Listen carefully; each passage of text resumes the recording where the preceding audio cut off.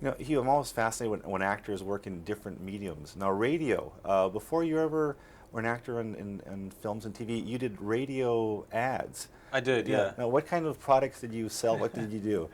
Well, I used to sell beer, Red Stripe lager, and bread, mighty white bread with all the goodness of brown but the great taste of white, and all kinds of stuff. Bingo for tabloid newspapers, which I'm now deeply ashamed of.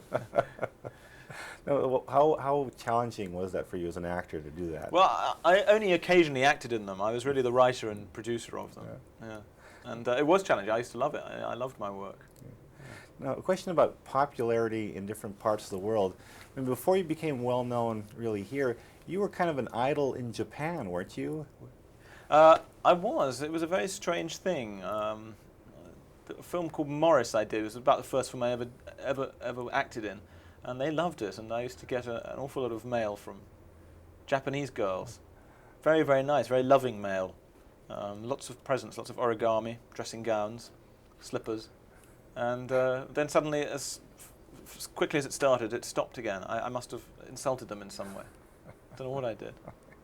Well, a question about the entire audition process before we talk about this movie. Now, you tried out for the Tarzan movie, didn't you? Yes, sir. Now, what kinds of things do actors do to help sell themselves before they're known? Now, I did. When I was still at university, they were about to shoot Greystoke, and they needed someone to play Tarzan, Lord what's his name, and I was interviewed for the job, and foolishly and embarrassingly thought that I almost certainly had it. And I remember going around saying to all my tutors at Oxford, I won't be here next term because I'm doing this film called Greystoke. And in fact, I was one of literally millions of people they'd looked at for the role. And so, of course, I never heard from them again. And then I assumed it must be because they thought I didn't have a good enough body. So I'm ashamed to say I had my photograph taken in just a pair of rugby shorts, covered in oil, and sent it to the casting director, who still teases me about it. She has the photograph. That's a good story.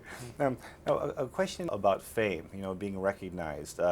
For you to work with Julia Roberts, is it amusing for you to sit back and watch how bystanders react to her? Yeah, it's pretty fascinating because, you know, she's at such a mega level of stardom. It was also very interesting to see how she deals with it and all that. And I must say she's got it down to a fine art. You know, she's got such a good team around her and all that kind of stuff. It must be tough. And one last quick question. I mean, you know, the obvious question is, are the parallels, you know, of being followed around by tabloids and all that. But did you two, you know, ever just kind of share memories of like nightmares you've experienced with people following you around with cameras? Little bit. She doesn't talk about that kind of stuff too much.